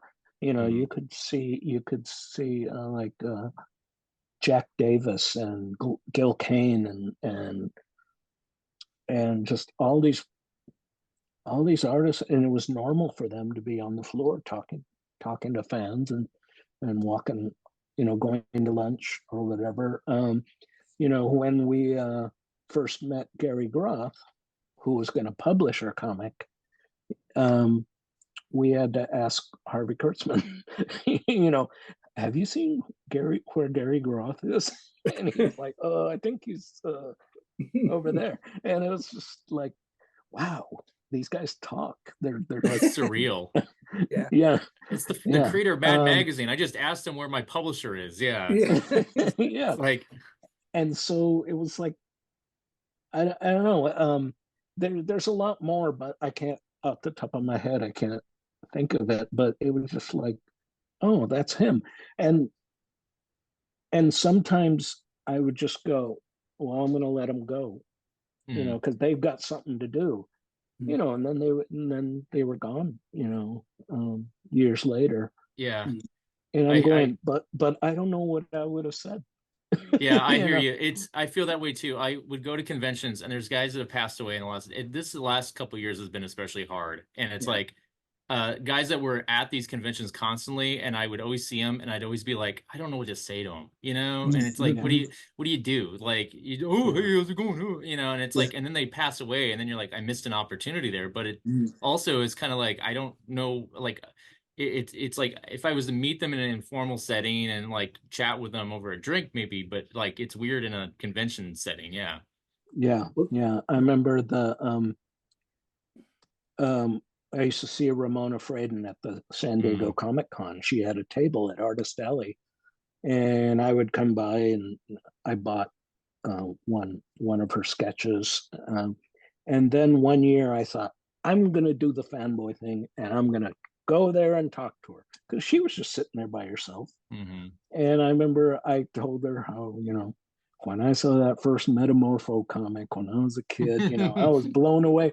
And I realized she's there smiling, but it was like, who is this caveman boy going, me love comics yours, and I go, yeah, I'm just not good at this. I'm not good at meeting my heroes. It's easier for me to watch them from afar or read their comics. Yeah. Thing is, she's one of the very last. She's 97. She's one of the very last classic comic book artists left. They're just after John Romita Sr. died. I said, look, they're just going, man. They're gone. Yeah, it was really Romita passing away that crystallized it for me. Yeah. And that was the last time Fraden went to the comic. Yeah, she can't probably travel anymore. She hasn't been there since. So I guess it's good. I talked to her like a caveman. I got to say my piece. Yeah. Well, thank you guys. I appreciate it, and I appreciate your time to do this. So. Oh, sure. This is terrific. This is fun. Yeah. Thanks so much, Zach. Alrighty, let's go over to one of my favorite cartoonists, Ian M. What's up, dude? Thanks for chatting in. Okay, I'm unmuted. Okay, you can hear me. Yep. Yeah, thank you for your kind words there, Eli. Just as you asked for a promo, so I pulled my books out. This is the last one I got, and I did post in the kayfabe. This is my game. That's brand new too, right? This is new about 2 weeks ago, and it's trying to do stuff in like a golden book style. And I live in Japan. I've been there for a long time, so this is for the Japanese market as opposed to the English one. And I reprinted my book on funerals here. So this is a hot seller. For some reason, the young people like to read about funerals. So I'm giving them what they want. And so just as well, I had my hand up already, Gilbert. So you're saying they told you to read all these romance comics and you were forced to. And with you guys, I wrote a comic when I was about 20, had it reviewed by a local magazine, and they said, this kid reads too many Love and Rockets comics. And I was like, I never read any in my life. How dare they? And I refused to read your books for years. And about 10 years ago, I gave in and I got a Girl from Hoppers. And since then, you got a lot of my money, guys. You got a lot of it. So here's the question, though, is you guys have had a lot of people writing about your stuff for years. And I know in the first half of your career, I kind of feel like there's a little bit of a heaviness or like an ambition to do art in a way. And then once you guys got in the second half of your career, there's a lot more playful comics and a lot more fun comics start coming back. But I think that the criticism, because I came at this late, so I'm seeing what other people are writing after, is the serious stuff. You know, Love Bunglers got a lot of ink, and something like the T-Girls, I think, did not get as much ink. Speaking about Jaime's Gilbert, I'm only up to I think I read Ophelia was the last one I read. So I haven't read your last full book. So my question is, I'm thinking you're past the point where you really care about the reviews, but do you feel like some of your stuff doesn't get the attention because it's not this art sort of thing that originally got people's attention? Is there something in your work in the later years that you feel just doesn't get the attention that you would like to bring to us right now and say, this is a work that is really special to me, but people just didn't really get into it? Is there something that you would like us to check out? I think part of it is simply we've just been around so long, you know, and there's interest change over the years, and now different ways of looking at things like streaming and stuff. It's different now. It's just different. And I think a lot of people, you know who follows a 40-year-old comic? You know, I mean, it's by the same guys. You know, yeah, you can read Batman for 60 years and it's different people, you know, updating it. But I think it's because my strongest work as far as an impact goes in the comics world, whatever, was the Palomar stories. And I'm not really doing those stories so much. I mean, I do it still, but it's not like how it was. Palomar was like the place for me, and to really explore myself. We did the serious stuff because we were not pushed into it, but it was more like nobody else was doing it. And so we were kind of like, well, I had this Latin American village. I should discuss what happens in places like that. Even though now when I think about it, I go, I didn't really need to, but that was the climate at the time. So I think when we did sort of serious stories, that was because we were being looked at as the new way of pop culture taking things seriously. You know, we were taken seriously, so we should have serious stories. That was sort of the reason that went that way. And also, I just want to see if I could do it. You know, I only have 2 political stories, Human Dastardism and Poison River. The rest are just partly political, but those are the only 2 ones, you know, that I actually did. Anyway, so part of it was simply that we were expected. There was just a period where we were expected to do everything. Whatever that was missing in comics, we had to do it, or they expected us to do it. It was like, yeah, I mean, you know, we're just drawing funny books, man. We still make comic books the way we did as kids. Really, you know, that's what I'm finishing up right now. This story, I go, I was a little kid when I used to come up with this shit, you know. So, and that works for us. Is there something in the last decade or so that you would like to draw attention to that you've made that you think needs a bit more? Like one book, they're more indulgences. Like Marble Season that I did with John Quarterly. That means a lot to me because that's the closest thing to an autobiographical story. There's still a lot of, you know, fantasy made up stuff in it, but it really connects as that's what it was like, as at least for me, to see childhood. I left out the heavy stuff. I left out the really the dark shit that kids go through, you know, observe, experience. I left out most of that. I didn't want it to be fluff, but I just didn't want it to be heavy. I just wanted it to be, let's just be 10 years old again, when you come in from outside and there's grass in your hair and your knees are torn, and you go, what do I do next? You know, because all you know, you're not going to the doctor and you're not doing homework. So what are you going to do next? you know, that's what it is. You're going to run to the toy box. So you're going to look at comic books, or you're going to pull out some toys. You know, it was like that. You just did it. You're 10 and you just do it.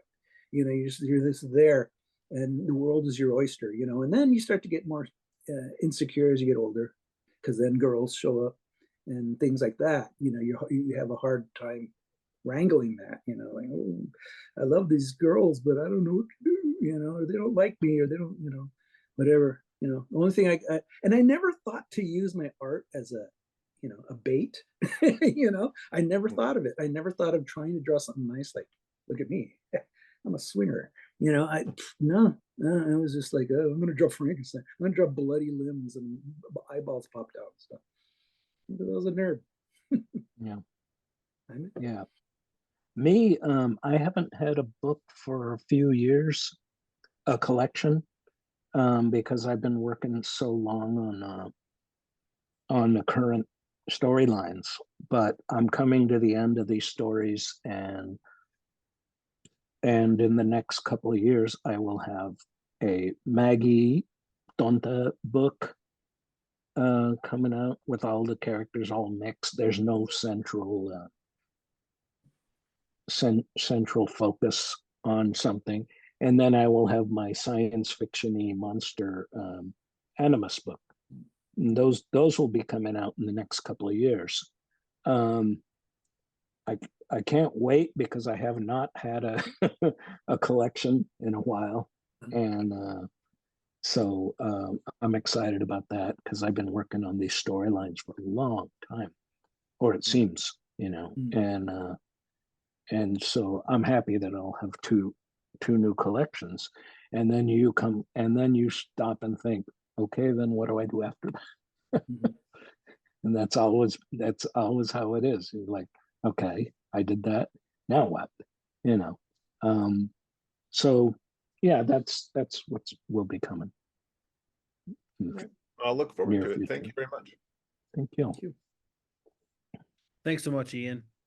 All right, we're gonna cap the questions at, oh, look at Donda, he got his hand up just in time. All right, so we're gonna cap it right after Donda, and then we're gonna go back to Rick and Manny. If you guys don't mind, we might run over 7 p.m. a few minutes, but shouldn't be too far. All right. All right, so we're gonna go to Mitchell right now. Hey, Mitch and Ian, our writing team has reunited in our thing here. Us three did a comic at one point. All right, Mitch, I'm gonna put you on here. Oh, okay, that was wrong. But how you doing, dude? Hi. I gotta ask. Obviously, this is a bit going back to with your collaboration with Dave Stevenson. Obviously, I gave a copy of an old reprint of the Eclipse copy to Eli's friend Manus of Rocketeer, and there were some incredible people that were involved in that reprint. It was Brett Blevins, Bruce Timm, and obviously I believe Gilbert. And I gotta ask. No, it was me. Oh yeah, Simon. Sorry, Jaime. So have you ever thought of wanting to do, like, find a colorist to color the old Love and Rockets and see, okay, can they really add to the flair of the artwork? Can they really add to the line work and everything? Because I've always wanted to see a color reprint of Love and Rockets, because I feel like it'd be really interesting to see these characters in color, because just feel like that'd be really interesting to see for the first time. I think if the publisher thought that was a good money making thing, they would jump on that. But I mean, there's so many well-known colorists like Laura obviously Laura Martin's going to be retiring soon, but you got like some well-known ones like Jose Villarupe, who worked with Richard Corbin, and he did really well on these Den reprints and some other Richard Corbin stuff. But I would say maybe like a Tamara Bonvillain or any other colorist. Like, who would be a colorist you think would really do justice on your line work? Well, for me, quickly, just I like flat colors. I don't like modeling or anything like that. So it'd be like Laura Allred or even Joanne Bagg. They're not famous colorists, but they're the best for me because they just go flat colors. Blue sky, gray rock, green trees. He's got a yellow shirt, green pants, or blue pants, that sort of thing. Yeah, we're old school. We like the basic coloring of the old comics, the flat colors. But I just don't know. I don't know. That's interesting though, because I've sometimes over the years I was frustrated that we weren't in color. Sometimes, just like brief moments, I'd have, like, wow, this would be great if this was in color. It might sell better, Right. Like any particular stories that you feel like be like, oh, this is really well in color and be good in really nice collection. Well, I don't know if you know these books, but the books I've been collecting recently are Fritz movie books, and they're based on little films, character Fritz. And but I drew them to be small paperback size, and it turns out that they're printed larger, so they has a very coloring book look to them that bothers me. I think those would look great in color. I think those would look terrific in color, but they're not classic Gilbert Hernandez stories. They're not, what I'm known for, really. Right. People are starting to like them. People are starting to gravitate toward it because I'm doing so many of them, one after the other. So sometimes that's all it takes. But you just have to keep doing it over and over. Gotcha. Yeah. All right. Well, that was just my main answer to get from you to get a better perspective on like the coloring perspective. That's an idea, though. It's a good idea. Yeah. All right. Well, thank you. Thank you. Sure. Thanks so much, Mitch. Yeah, Laura Allred would be an amazing choice. All right, we got Max Rex, the big baby himself, another killer creator. What's up, man? So first, I'll thank you, gentlemen, for being here once again. As was mentioned, I've just kind of finished up my 13th issue of this guy here, and I'm working on something new. And I've heard you guys discuss the consistency of backgrounds. So I'm wondering if you guys have any tips or tricks for that, because I'm really trying to push the scope on the next project I'm working on. I recently heard an interview, John Romita Jr. mentioning his father telling him about you're cheating, you're not pulling back enough, and giving the setting, that kind of long shot. So I'm just wondering if you guys have any tips for that. Do you guys do any kind of sketchbook work for your environments that are going to come around a lot? Have you ever done floor plans? I've done that once for an apartment in a few issues.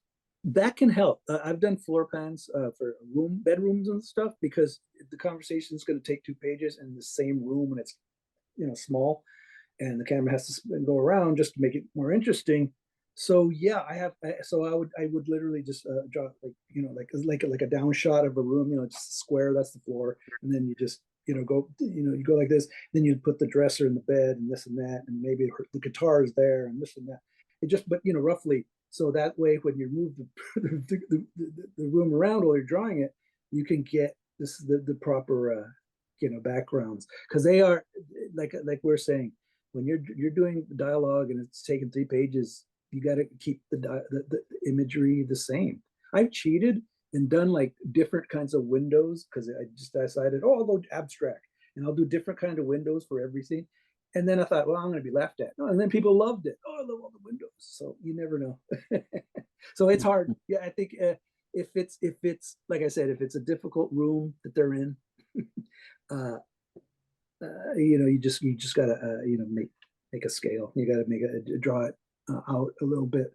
What I like to do is avoid that and have them walking around in a mountain or the woods, because I love drawing the woods. I love drawing rocks and trees and mountains and streams, and I love drawing that stuff because it comes so easy to me. And then the characters within that. And you don't have to use a ruler. Yeah, and you don't have to go, those tires are too big. No, they're, like tires in a car. People don't think about it, but unless you're tracing it, it's hard to get the scale of them. Sometimes tires, sometimes they're tiny. It's just because I'm not a technical artist. I'm not a draftsman. I'm a people artist. So this is what takes me a long time to finish a comic. Those backgrounds, those damn backgrounds that I just can't get right. Or they're taking me a long time to get them right. Yeah. Yeah. So the tip is just if it's a smaller room. If it's is, you know, draw it out, you know, and that way you can move it around. And I used to collect Matchbox cars because I got sick of having bad reference for cars. Now things are different now with Google and stuff, but this is before.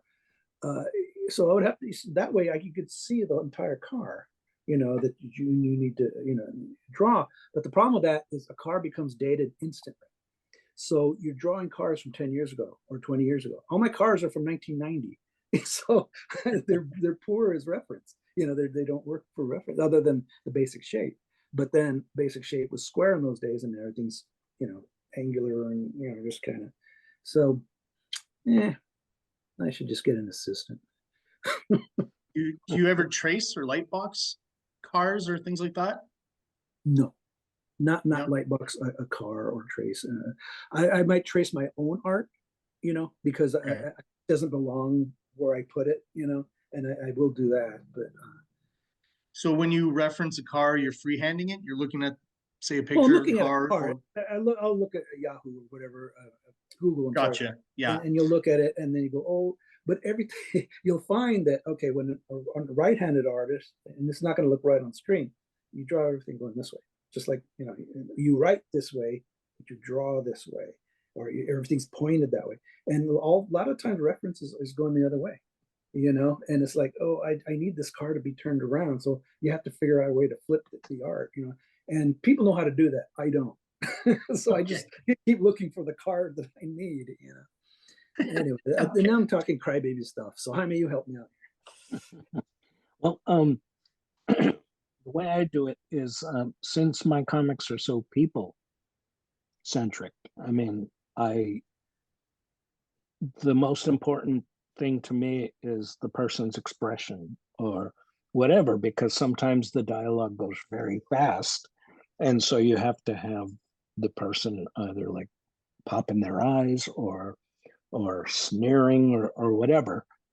All that background stuff comes in after, you know.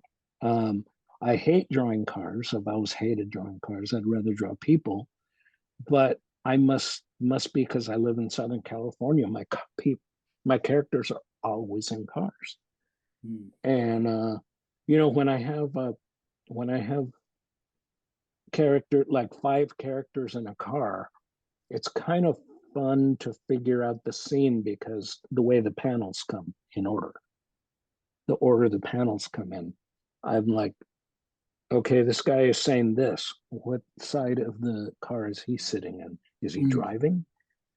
And then there's someone in the back seat talking. Okay, wherever their balloon comes in, I have to set them there, you know. And so that's kind of fun for me, but overall drawing a car, drawing a building, whatever is not my favorite thing to do. So it comes after the characters. I always draw the character first, and then I put the background and the setting behind them or around them, you know. And then if I say, well, that doesn't work, I fucked up here, then I will go and I will redo it, you know, and I will move the character to a different part of the panel or whatever. And when you're doing something like that, are you starting kind of with it, like just establishing a horizon line, I would imagine, and kind of working off that's of the that? most important. That's the most Right. important thing for me is the horizon line. Once I have that, I know where everything is going to go, you know, where everything is going to fall into place. But yeah, it's sometimes difficult, you know, like I'm not going to draw a person in an antique shop with grandfather clocks, stuff like that, because I don't want to draw that stuff. But there are artists who prefer to draw that stuff, you know, and more power to them. Yeah. I mean, I'm kind of like you guys. I imagine, like, you know, I got into drawing to draw people and characters. And the background stuff is incidental and annoying at first. I just find that the more I do it, the more I kick myself in the ass to do it. Occasionally I'll be like super proud of something, Yeah. and that'll motivate me to continue getting better at that part, even though I didn't start out originally wanting, like you said, to draw buildings and cars, right? It's incidental and you have to throw it in there.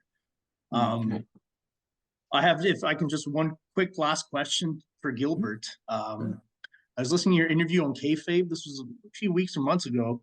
But you mentioned something which kind of confused, I think, the kayfabe guys and myself. So I'm going to take the chance to kind of ask the question. You're talking about sometimes when you're staring at a blank page, you know, and you're starting something new and you don't know what you're going to do, that you would kind of pre-grid some pages out, right? Like, let's say you're using the 6-panel grid. We weren't quite sure. Is it, you know, are you setting up multiple pages with different layouts, you know, 6 panels, one big one, two, you know, halves, another big one at the bottom? How's that work? Well, lately, I've been using the 6-panel grid like throughout an entire story, just because it's economical, and you, whatever you need, you just put it in the panel. You don't have to, you know, go out anywhere. You just put it in there. It's not only easier, but it just, for me, it just, the story flows better. I can write better actually with as you'll notice, I'll do a lot of like long panels and this and that, and basically they just turn into talking heads. That's fine because the information doesn't need their bodies that they're speaking about, you know, but you need their expressions. Lately it's I just decided, first of all, I go, this will be a 8-panel grid. This will be a 9-panel grid. But I just say that to myself before, and then I'll stick with it. And it drives me crazy sometimes because I go, I really need a long panel here. I need this. Sometimes that happens. And so far, I haven't really gotten myself in a fix yet. But it was basically just, you know what? I don't want to think about the layouts. I just want to draw it. And so I just pencil out the thing. Sometimes it changes. You know, sometimes you go, oh, well, this has the same, you know, the 6-panel grid is the same as the 9-panel grid. You know, it's just 3 panels across the thing instead of 2. And so you'll just, erase the middle line and just add the other lines. But it's usually planned out for me now these days, usually. And, you know, because I get to, if I start to change all the panels and stuff, you know, I start to get lazy, actually. That makes me more lazy because I'm looking to not have to draw things, backgrounds, and, you know, repetitive backgrounds. And I don't know, it's hard to say. When I'm just, it's always better for art to mix up the panels, because sometimes you'll have a long panel, you could draw the entire figures of the characters, or else, you know, you've got the smaller panels and you just have whatever information you want to give. So that's all.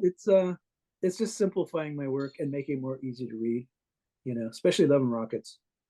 That's where I'm really concentrating on making it so much simpler, because I can't even read my early stuff. I can't read Poison River. I can't read those because they're so dense. They're so over the top, so unedited. And that's my fault. So I just can't even read them. I don't like them. So I'm happy when people like them, but I don't look at them myself. I think that's a common thing for most artists, though.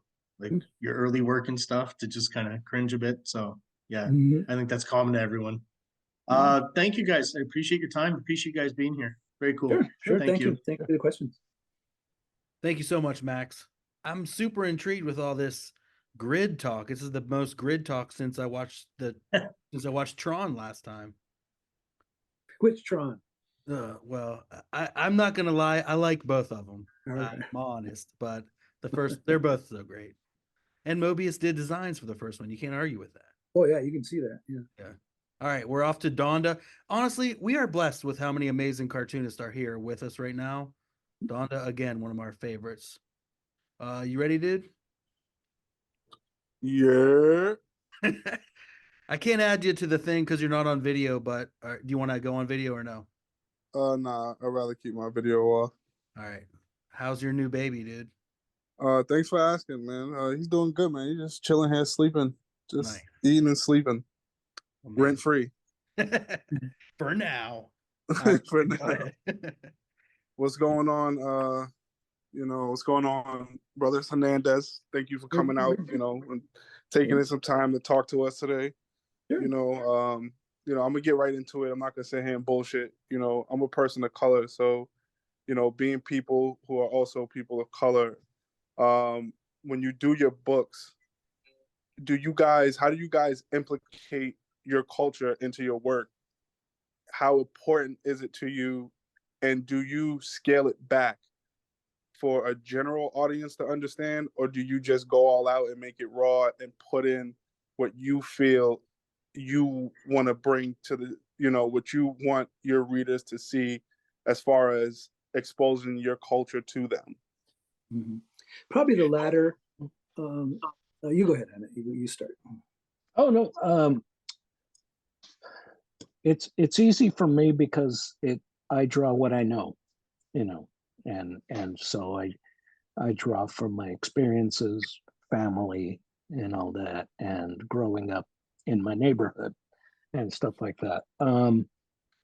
Scaling back is only just to make everyone understand, like you write certain words that you think people will not get. You know, this all started from being from Southern California.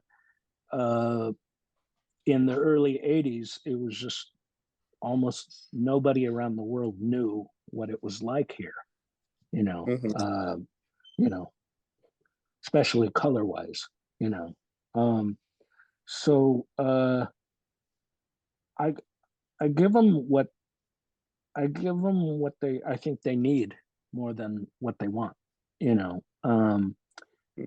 I don't talk down to my reader. I never have done that. I've always just I want to invite everyone in, you know, no matter what color. But I want to tell what I know, what I grew up with, and all that stuff. You know, family's important, so I think about my upbringing and stuff like that. But you know, you just want to put, you just want to do what you know, and I believe my readers can take it, you know, even if they're not from my culture or not from where I grew up or anything like that. But I kind of expect my readers to be able to handle what I'm giving them, even if it's not something that they grew up with, you know. So I don't know. It just but it all comes from I do what I know. Yeah, you know. Yeah, same thing. It's like, well, this is my experience. This is how I feel about it. I've never seen too many, sympathetic Latinos in pop culture. So what? And obviously I grew up knowing cool people, crazy people, mean people, nice people, beautiful people, nasty people, just like everybody else. But nobody knows that, you know, Latinos were just one thing. You know, they're farm workers or, you know, slaves or maids and that kind of thing. Anyway, what I'm saying is that it makes it original. If Jaime and I use our ethnic background, you know, in stories, and we're able to do it because we've been doing it for 40 years, so we've proven to ourselves that we can do it. It's simply it's original. That made our comic original. It wasn't the Rockets, and it wasn't all that. First of all, it was Maggie, and she was a punk rocker. That was original in those old days, because punks were either aliens or bank robbers or muggers or this and that, you know, because they had no idea what a punk rocker was, you know, other than the visual and a snotty attitude maybe. That's what it was at first. So it was a novelty at first, but once we started doing the being Latino characters, Baggy and Hopi became more about being Latinas, and then my characters in Palomar, of course, that became a new world. It was a new thing. So that's why for me it was easy to just continue doing it and ignoring people who didn't want it, because we did ignore people who didn't want it, and you know, here we are. Yeah, and it and it's like he said, it's easy because you write a story that's been told for hundreds of years, but you make it put a Latino as the character, then they think it's so original. So it's kind of easy. You know? Word. Yes. Yeah. Word. That was it. That was solid answers, boys. I appreciate that. Okay, cool, man. Sure, man. Thanks so Word much. up. Dave. Hell yeah. What's your website again? Supertech.com? www.thesupertech.com. Thesupertech.com. You got Hit me up, you heard? You got a brand new book dropping at IC3, right? Yes, I do. And that's the reason Pre-orders. why I asked you. Yeah. Oh, sorry, Eli. Go ahead. Oh, I was just saying pre-orders are open now. Yes, they are. Yes, they Oh, are. yeah. All right. Well, Eric, you had your hand up. Do you want to go, man? Another amazing artist, art student. He had his hand up twice. You had your hand up twice. Well, I mean, mine is more of a rhetorical type of thing. I just I was exposed to your art, I was exposed to your artwork like probably like like a full year ago. I'm a pre-production student here at the CSULB, Cal State Long Beach, and there's one instructor's name of her name's Asavari Kumar. She recommended me. She's a visual developer. Recommended me one of your books to me. It's like we're talking about like just we're just discussing what are the best ways to kind of execute a black and white like just a slice of life comic or something like that. And I just showed me your stuff and just kind of fell in love with it. I was just wondering, my question is, which of your books would I want to like start just delve into, Any of them. Any of them? I believe Just jump. Just pick one, and hopefully it grabs you, and you will want more. There's a collection of our books are collected in these paperbacks. They're different colors, red, blue. And my first one is blue, and it's Heartbreak Soup, and that's where you start with my work because our stuff is separate. So you start. My would be Heartbreak Soup, basically in a trade paperback, a thick trade paper, and it's a blue book, and that's where it starts. And I don't want you to go straight to the beginning of Love Rockets because it's more surreal. It's not so much as what Love Rockets became.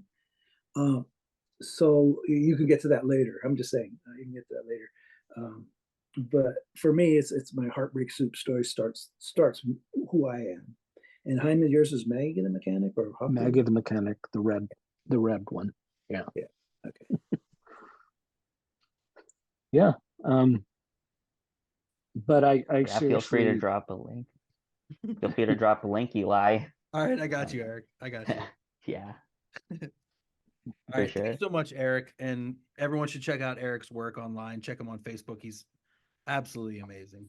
I am macabre. I am macabre. Yeah, me and Rick. No. Oh, shush, be quiet, Eric. Come on, Eric. You know it. All right, we're gonna go back to Rick Lopez. And I think that we're gonna probably round it out there with Rick. We're gonna try to get back to Manny, but here we go, Rick. There he is. Thank you again so much, guys. I appreciate your time. I'm gonna leave it off on this note. I've always been really curious about the collaboration process on Love and Rockets and how you delegate certain things. Is because you made a comment earlier too about how did you said something about picking the panels, but it was in reference to the 6-panel grid with your stories, but it's I don't know, that just got my mind thinking about it a lot. I'm like, okay, how do they do this then? Do you come up with the stories like in I know they're completely different stories, but do you come up with them at the same time, or are there multiple stories at different time that you're like, oh, maybe this would go really well with this one? Or how does that sort of work? And I imagine it probably has changed over time. So I'm curious, like, how did it start and how is it now, collaboration wise, if that made sense? Well, there's not really any collaborations. I'll just say technically, it's just Jaime does Right, 16 pages, like a dance. Yeah, and then he does one cover, and I do one cover, the variant cover, and that's it. That's our collaboration. We just Okay. have the same amount of pages and same amount of cover pages, and that's it. That's it. There's in the early days we kind of screwed around because we lived close to each other, so sometimes we would jam on each other's page a little bit, maybe a little bit, and it's really people say collaboration, but there is none. We just grew up in the same house, the same DNA, reading the same comics, and so he's got his own mind. His world went one way, my world went the other, but we came from the same place. So I don't know if that's I'm answering any question here. No, totally. Like, I understand that you don't share pages or anything like that, but I just had always wondered, like, the talks behind when you're working on, like, okay, this story would go well, like, paired with this one, or maybe there's another story that we would like, if you understand what I mean. Maybe you have a couple, like Jaime has a couple, he has 5 stories, you have 5 stories that you've already kind of got whirl in your head, and you're like, oh, let's go with these 2 right here, let's go with these 2. No, there's nothing like that. Huh? We don't know what the comic is until we finish it. It's ready for printing. I'm into that too. I don't even know what he's doing right now. But one thing we do though is like how many where are your stories gonna go in the comic? Oh yeah, like separating the stories. Like I will have a first story, say 6 pages. And then I want to continue that story, but I need to have it separated by his work because I need breathing. That story needs to breathe.